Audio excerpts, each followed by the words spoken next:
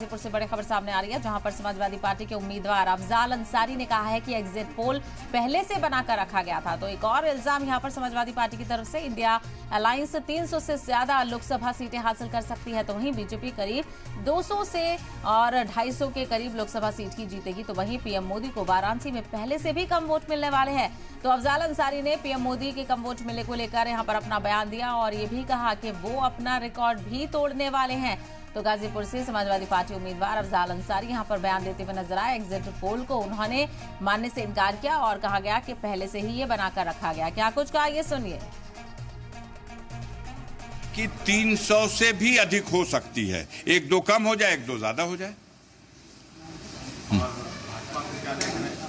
मुझे लगता है कि 225 के आसपास। बनारस में अभी भी ये कहा जा सकता है कि टफ फाइट है और बहुत बड़ा पद है, नाम है नरेंद्र मोदी का और सारा तंत्र भी लगा हुआ है।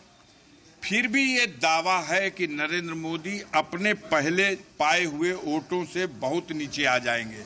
पिछली बार की अपेक्षा इस बार क्या रहेगी? हमने कहा कि हम तो अपना रिकॉर्ड तोड़ेंगे, अपना रिकॉर्ड तोड़ेंगे। हम दूसरे का रिकॉर्ड नहीं तोड़ते, हम अपना ही रिकॉर्ड तोड़ेंगे। तो आपने देखा किस तरह से समाजवादी पार्टी की तरफ से अलग अलग रिएक्शन सामने आ रहे हैं और 300 पार से ज्यादा सीटों का